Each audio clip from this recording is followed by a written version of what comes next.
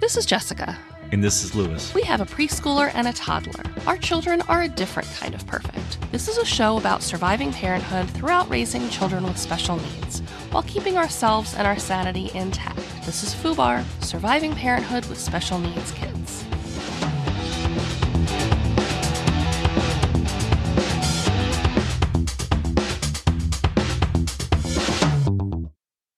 This is Jessica. And this is Lewis.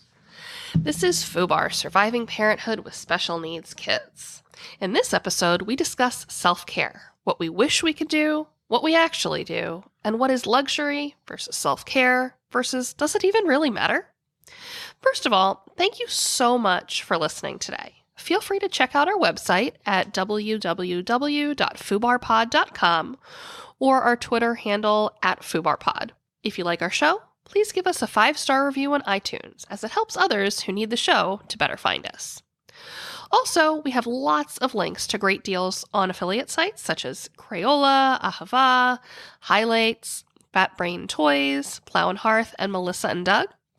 The holidays are coming up soon, and these companies are offering up to 50% off of their products, so please check out the links on our site.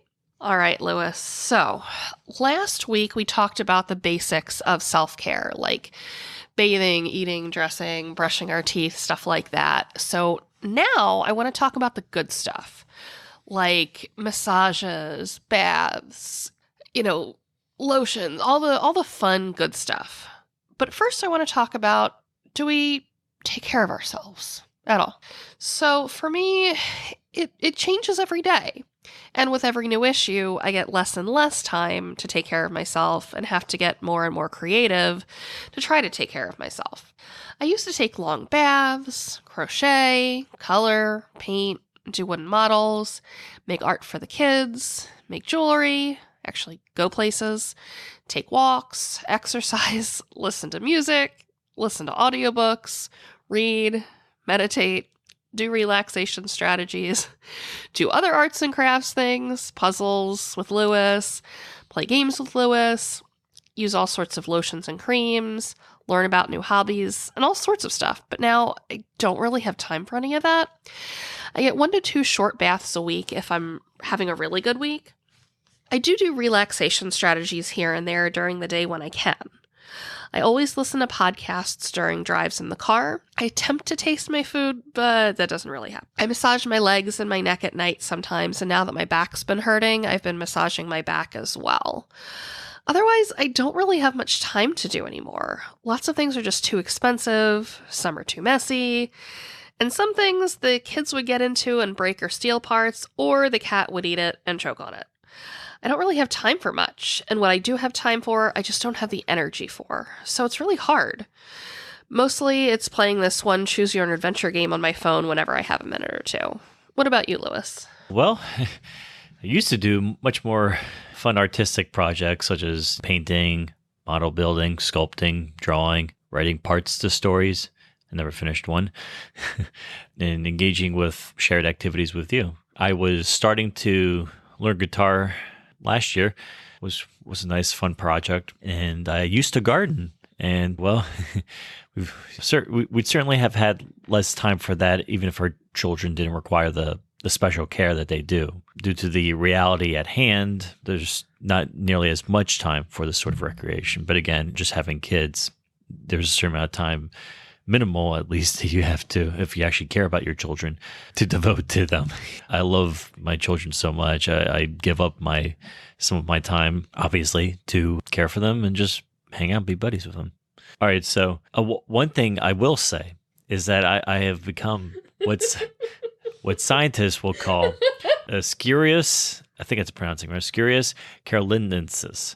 So the layperson, all right, for everybody out there who's not familiar with this sort of nomenclature. You mean everyone? Yeah, this is known as the eastern gray squirrel. I'm not sure if everybody knows who those are, but all right. So essentially, as squirrels do, what I do is I gather nuts in the fall. He's really not lying. So, and I am myself a nut, I guess, as well. Perhaps. So, however, instead of burying them in the soil and forgetting about them, which I'm sure this helps produce many new baby trees, I prep them for growing in containers that I've collected. They're now currently taking up half of our refrigerator. Yeah, well, yeah. Well, see, the process is you have to get them ready. There's a with my horticulture experience, so I use this. This may involve cleaning off the fruit to get to the seed, soaking watered down bleach to sanitize, soaking in boiling water like you would do for like locusts, keeping in a bag of moist sand in the fridge over winter. Yeah, every time I go in the fridge, I'm like, oh, what's the snow? Oh. I know. I'm sorry. I got a whole bunch of walnuts in there, and I mean those things are big. You gotta wait till the winter or spring. Yeah, every time I come home, there's just new nuts and seeds in the, in the fridge. I almost slammed on the brakes twice within the last 2 weeks because I found there was a whole bunch of Osage orange fruits that had recently, I'm guessing recently, had dropped, and I almost like flew out the car to try to grab them, but both times I was on our way with the kids somewhere, and I didn't have time to do it. But I wanted to collect them so I could grow Osage orange because that's just how I am. I still don't quite understand where we're planting them since we're renting the place we're living in, but sure. Oh, that's not the point. Point is, I can be like a little forest spirit or whatever, and just be like gathering up nuts to help Mother Nature. I have a vivid imagination sometimes. That would be a good alter ego for you. Yeah, no, it's just a fun hobby. It makes me remember my education I got, and it's stuff I really like to do. And even if I could do something like that on the side, even if it doesn't really yield anything monetarily tangible, it's makes me feel happy. I love working with my hands and with nature. So I really enjoyed preparing for this episode, first because it made me realize that I used to have a lot of hobbies and that I'm not, or at least have not always been, a boring person who does nothing. But it also made me think about what things I actually do now, or what things I could start doing again, or just what I enjoy and what I would like life to look like at some point. So how would I like to take care of myself, or what self-care things would I like to do? What a question. So really... Vote in municipal elections. Yes. But, I mean, the basic answer is anything more than I'm doing now. But a better answer is, getting to the doctor more frequently or more regularly for conditions that I haven't started yet to get treated. You go like every other day, sweetie. How more frequently do you want to have to go? Touché. So I have literally asked maybe 3 times at urgent care if I could just purchase a room, because between myself and the children, we're there at minimum every 3 weeks, usually every 2 weeks for something. It's true. So good point, Lewis. Good point. I'm there every other day. So do I really want to be there more? So fair. I would like to get regular massages, regular meaning at least once a month, which may be delusional, but I'd like to. I'd like to go to the chiropractor twice a week, get to physical therapy regularly, take care of my back, because apparently I'm 100 because I have bursitis and arthritis, so woohoo. I'd like to meditate for 30 minutes every day. I don't know that will ever happen, but I would like to, but I don't know if that'll happen. I would love to take a bath every night, even if it's just like a 10-minuter. I would like to do self-massages every night for, what was it, my birthday or the holidays. Lewis got me this really neat self-massager that I can use. You can do it on your neck or really anywhere else, and it has some heat to it, so it's really nice, and I would like to do that every night. I would like to get back to using my creams and lotion every night, so my skin isn't just a bunch of sandpaper.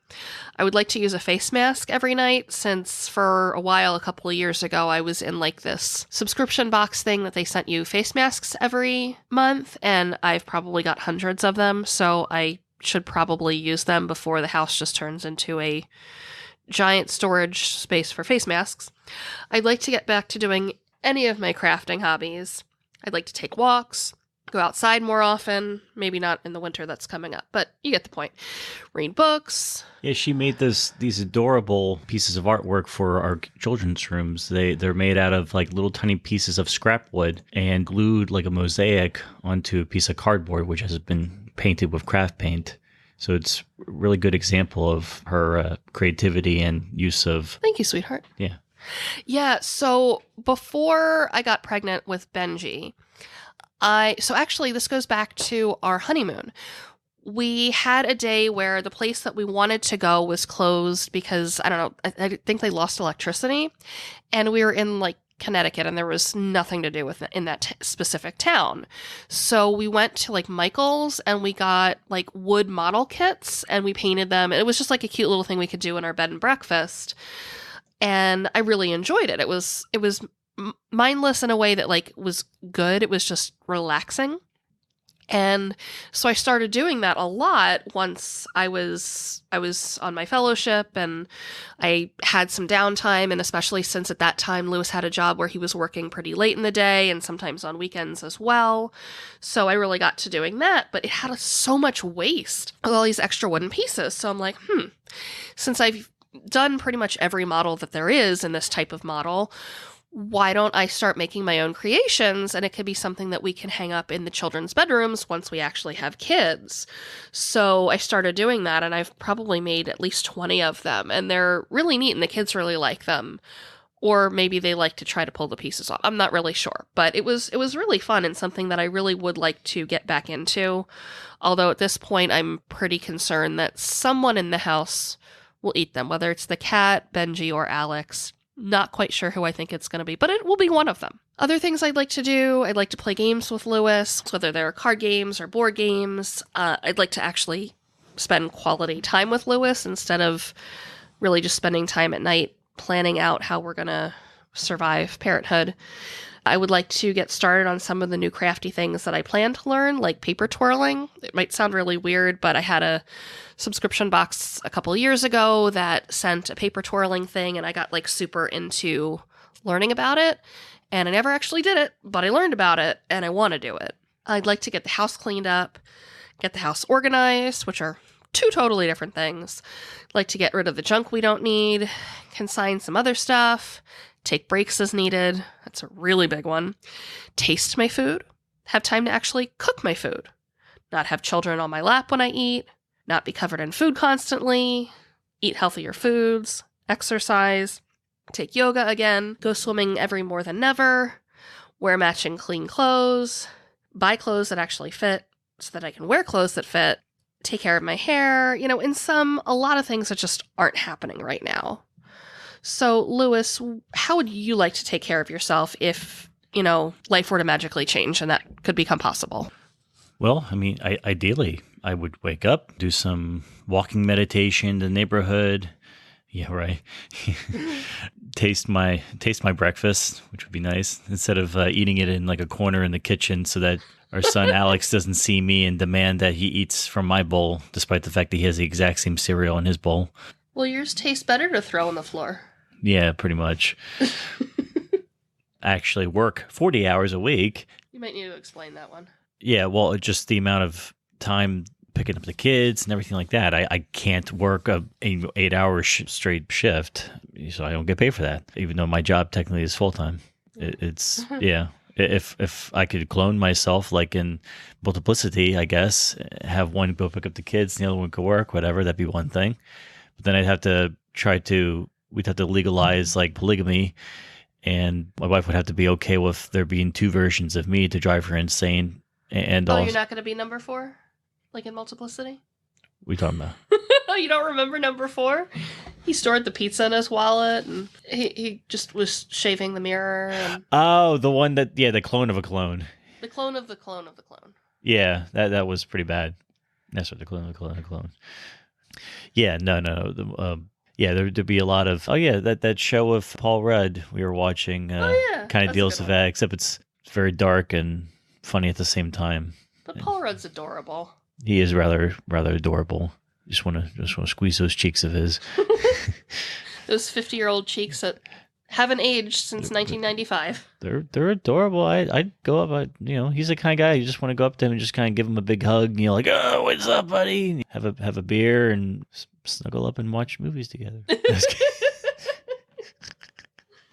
All right, finish learning like Java and other programming languages that I was trying to like a year ago, so that I can build phone apps for fun and maybe for profit. Read more books. Instead of like the few I grab from the library, read a couple pages, and then they just kind of sit there gathering dust until I get a reminder saying I have to bring them back to the library, and then dumping them But the good news is that you still know where they are, as opposed to all the kids' books we take from the library that just vanished into thin air. Well, that's our problem. Mine had stayed next to my bed, so they usually don't have far to go, unless they sprouted legs and became self-aware. But then we'd have other issues to deal with. True. Attending social gatherings, there's a lot of things I'd like to go and check out or see, but again, don't really have a whole lot of time for that. So when we do, that time is extra precious. Maybe be more politically involved, participating in maybe like some more local government like kind of meetings or town halls, maybe protesting if it's a big enough issue. But that's not going to happen, really. I have too much at stake here. That's the thing. So they get you. And, actually finish learning some guitar. I don't have to be a rock star, just something for fun, just to kind of whatever. It'd be nice to be able to one day jam with my father before we all get too old. But I realized, I have to be realistic in my desires, and you have to kind of make the time. And I think part of my problem is that I feel selfish doing any of these self-care things. Like the ones we talked about last week are more of like a health issue, like showering, wearing clothes that actually fit properly, brushing your teeth, flossing your teeth, stuff like that. Like stuff that maybe we feel selfish doing, but we know are really important to do. But this stuff feels like, I don't know, I feel selfish. The kids have much bigger stuff going on with them right now than I do, so I feel like they need to come first. Unfortunately, to the detriment of my own health. I feel like any time I take care of myself is time that I feel like I've stolen from the children, and time that I could have spent actually being with my children. It sounds very, very painful.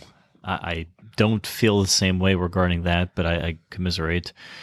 I don't feel guilty when I have time for myself. If the stars align and my folks are watching the kids for a night, I don't mind at all spending a day with you without them and hanging out, or just still think about them. But just I like when I have the time, I don't have to think about them. It's nice. I don't really think that means I don't love them or anything. I just kind of like, yeah, I don't know. I don't know if it's just me or what, but I don't feel like that's selfish. No, I agree. And that brings up a good point. So we don't get a lot of time to like go out and do stuff together, but I really appreciate it when we do. And at those times, I don't feel selfish. I feel like it's necessary and also good time for us to build and to continue to strengthen our relationship.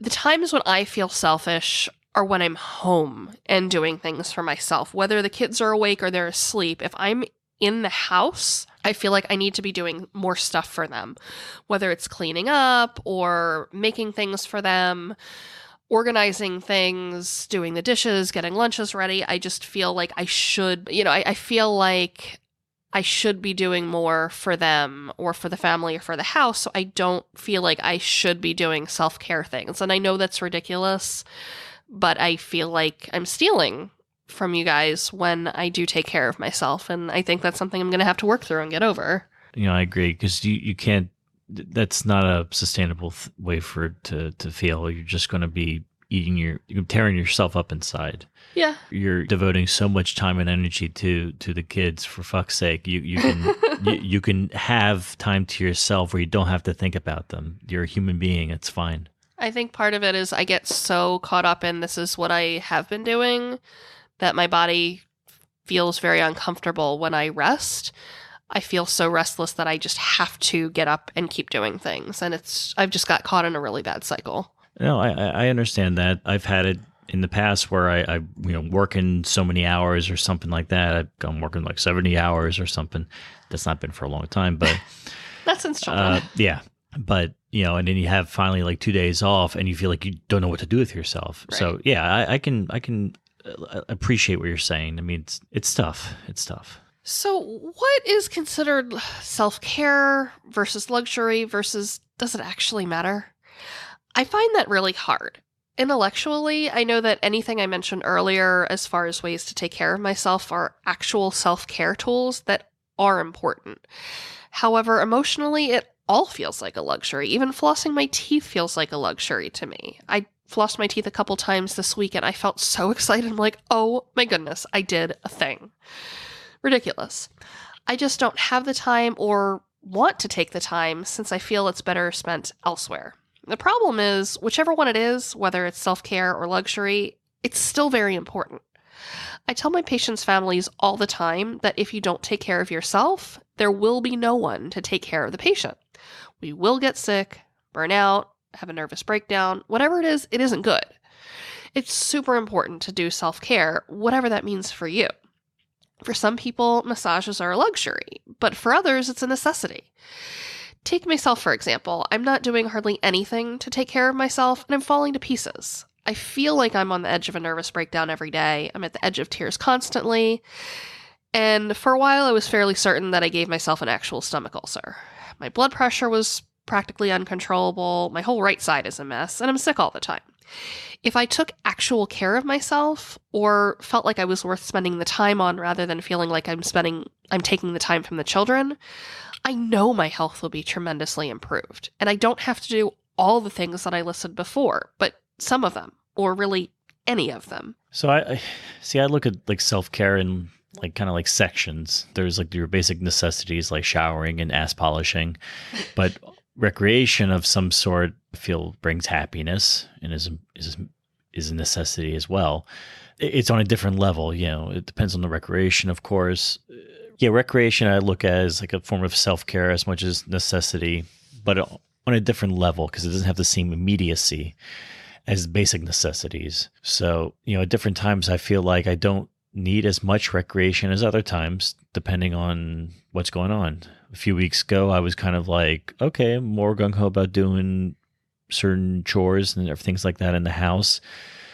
And recently, I've been kind of hit with like a little emotional kind of stump where I feel like I need extra self-care or time to myself. So now I feel like I almost need like a little more recreation. Ideally, I mean, good luck getting the time, but luxury, is like kind of like maybe just over satisfying some craving or need. But again, it's not all bad.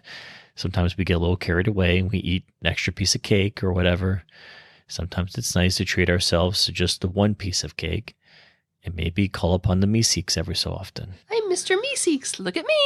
No, Jerry, I'm the one who sucks. Part of the problem for me is feeling like I have to spend money on self-care, which as I started to prepare the outline for the show, I realized, you don't really need to spend a lot of money on it.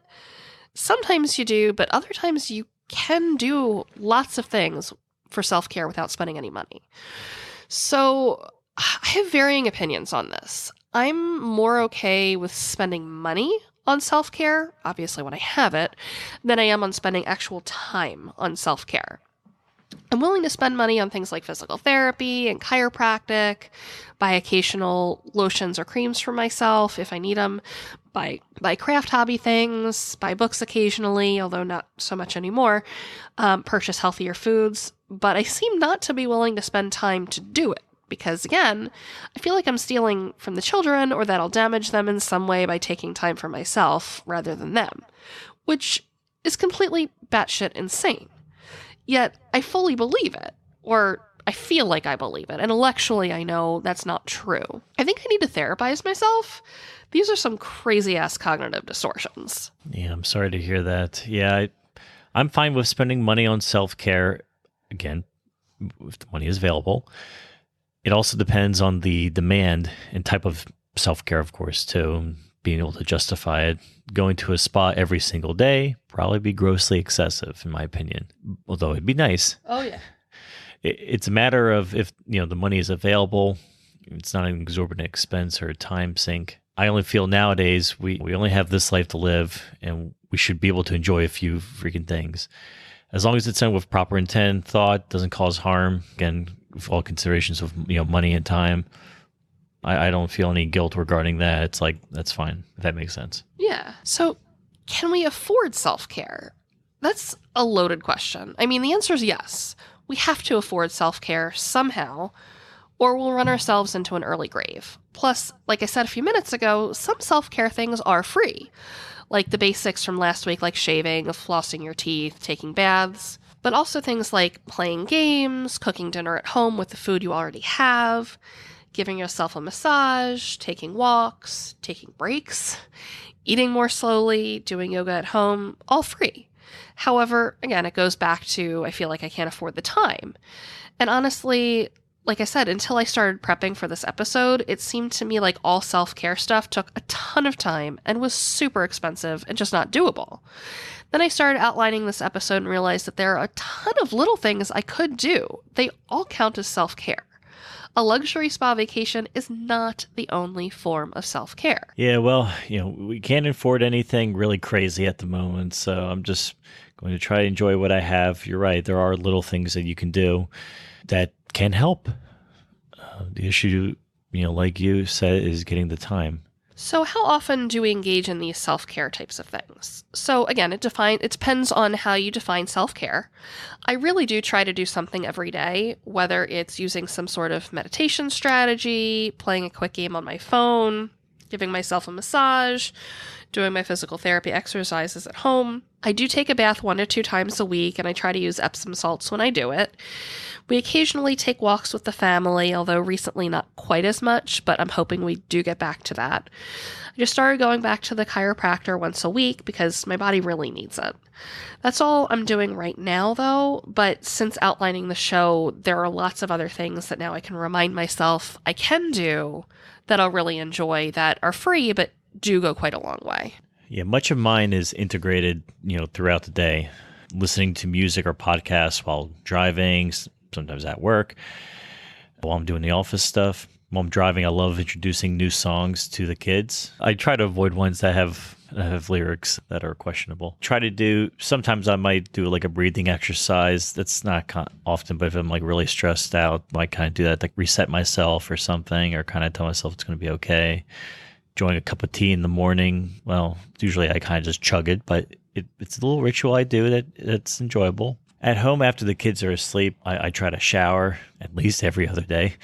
Get into loose, comfortable clothing and spend time with you, reading, watching videos, listening to music, whatever. One of the happiest times of the day is when I can come home and get into nice, loose, soft clothing and just be able to just veg. That's like what I look forward to every day. I understand. Yeah. A lot of nights we have a babysitter come help us since there's so much going on, and I don't feel like I can be in pajamas when she's here, but the second she leaves, pajamas go on. So do these self-care things make a difference? No shit, Sherlock. Of course it does. I feel like a whole new person when I do any of these things. I feel less stressed, my blood pressure goes down, my pain is way less. I'm a much nicer and less cranky person, and my whole day goes better. It makes a ton of difference. What about you, Lewis? Do these things help you? Yes. Anything seems to help. Better than nothing. So I recommend it strongly. Everybody should engage in some form of self-care. Really? You recommend self-care? Why? Because, if you want to actually enjoy life.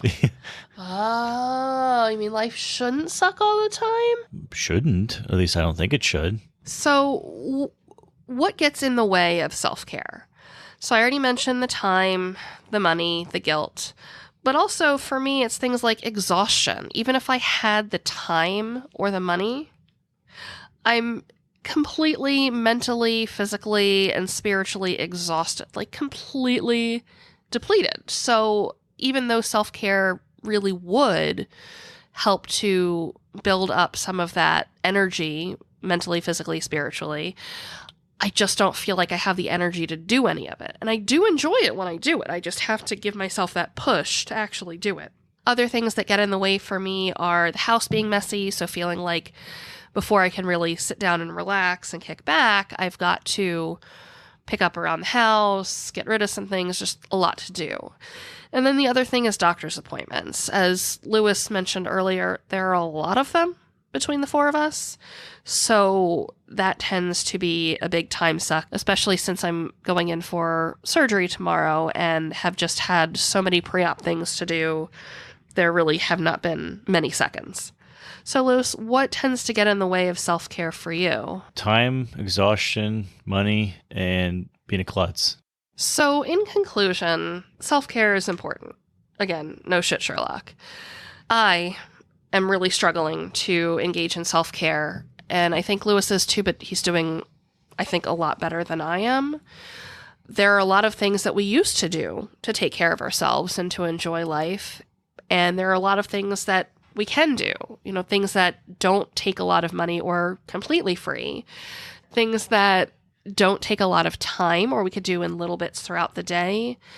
And it really doesn't matter if it's self-care or luxury or necessity. It really is all a necessity. We can afford to do self-care because, again, can be free and doesn't take a lot of time, and it's just really important for our health, for our mental well-being, and just for our ability to take care of the children. So self-care, self-care, self-care. And now it's time for fails, nails, and comical tales.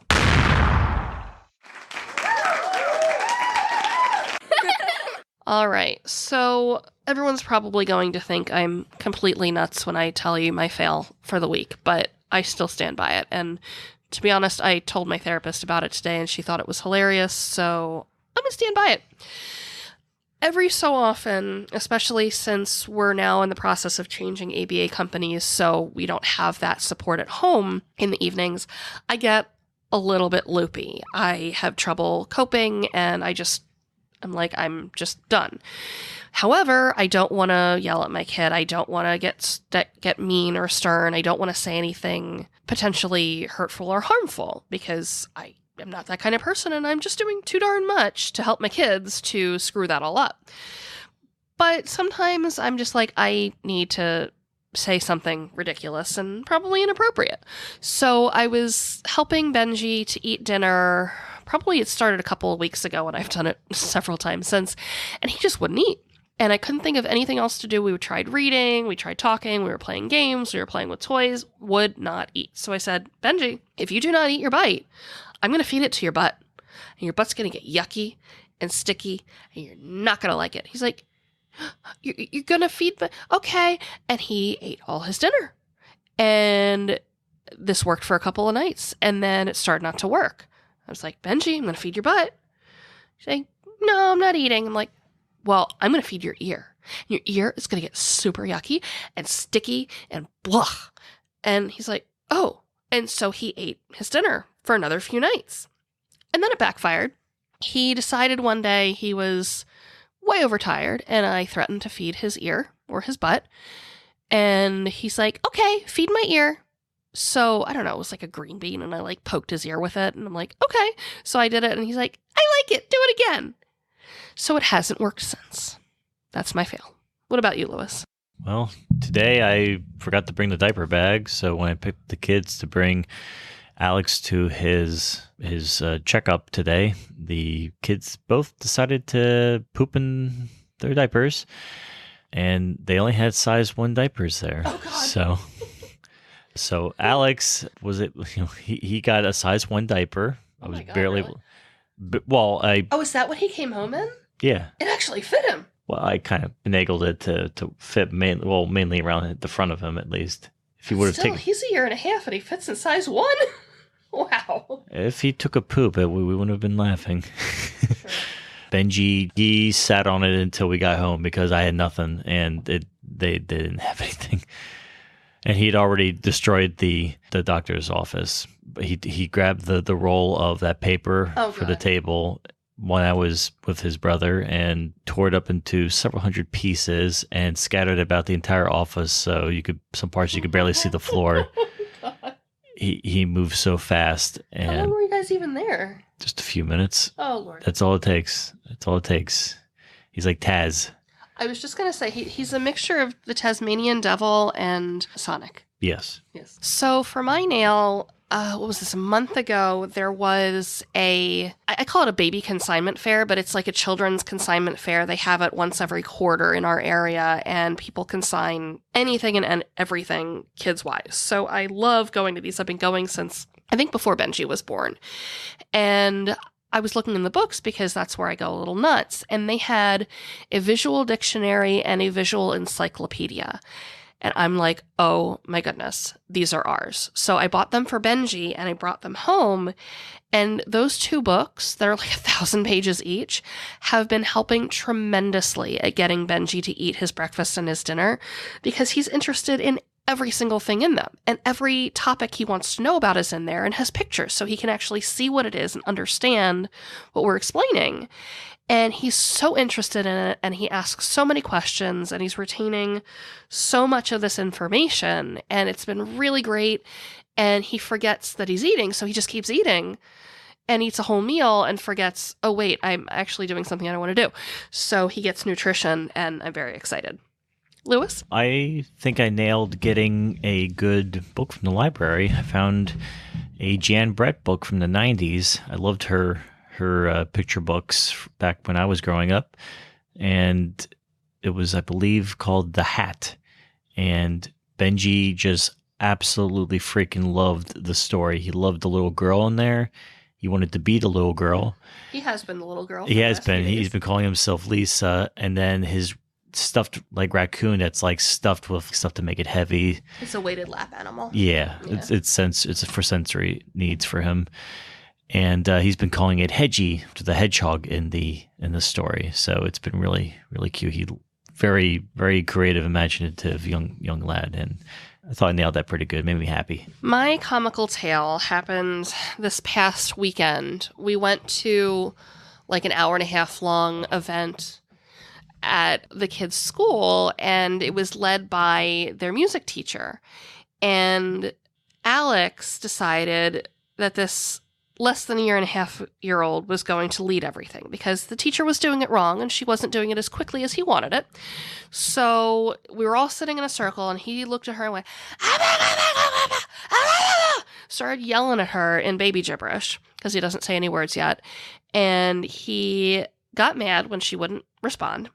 He went over, got her guitar, brought it over to her, and started handing out egg shakers to everybody, and then started shaking them and, trying to get everything rolling because she just wasn't doing it on his timetable, and he was not happy. So he decided he was the teacher. It was really, really quite hilarious. Yeah, that was rather adorable. Bossy little dude. Yeah. Well, Benji, he's been so fascinated with the human body, and recently I injured myself by having a ladder fall off from under me. Thankfully, I was only a few inches above the object, a steel framing for a brine tank that I fell on, and I gave myself a nice long cut up my chest, and not too deep, but it's there. And he's been fascinated with things like if he gets a boo-boo and watching it heal, and so I told him I had one, and he was like, "Can I see it?" And he was just like, I lifted up my shirt, and like I just saw like this kind of like, he's just fascinated with faces. You're okay? Did it hurt? And I was like, oh yeah, it hurt pretty good when it happened. It's okay now though.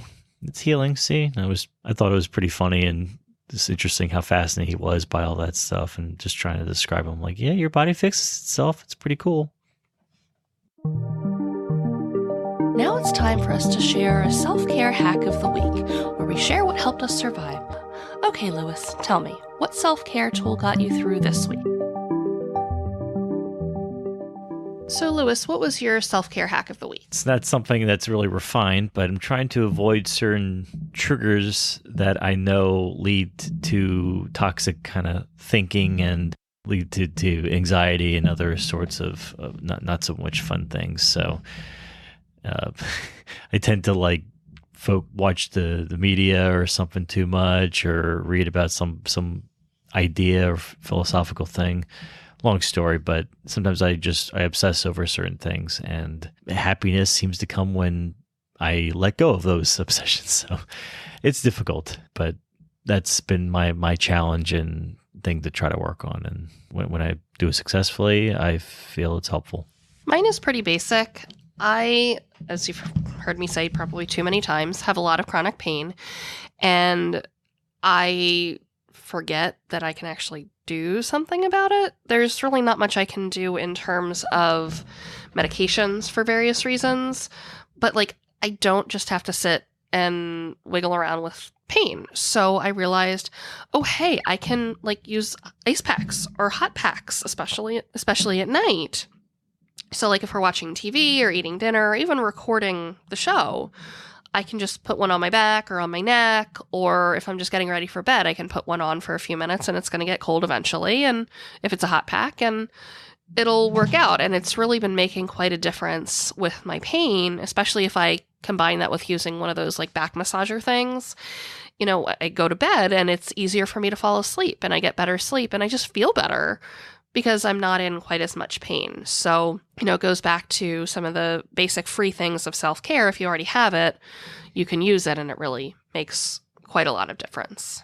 All right, that's it for our show. Thanks so much for listening. This is FUBAR, Surviving Parenthood with Special Needs Kids. See you next week. Well, that's it for our show. To find out more about the show, please go to www.fubarpod.com. Check us out on Facebook with our FUBAR Surviving Parenthood with Special Needs Kids group, and on Twitter at FUBARPod. If you like our show, please click on subscribe and help us out by giving us 5 stars on iTunes or wherever you find our podcasts.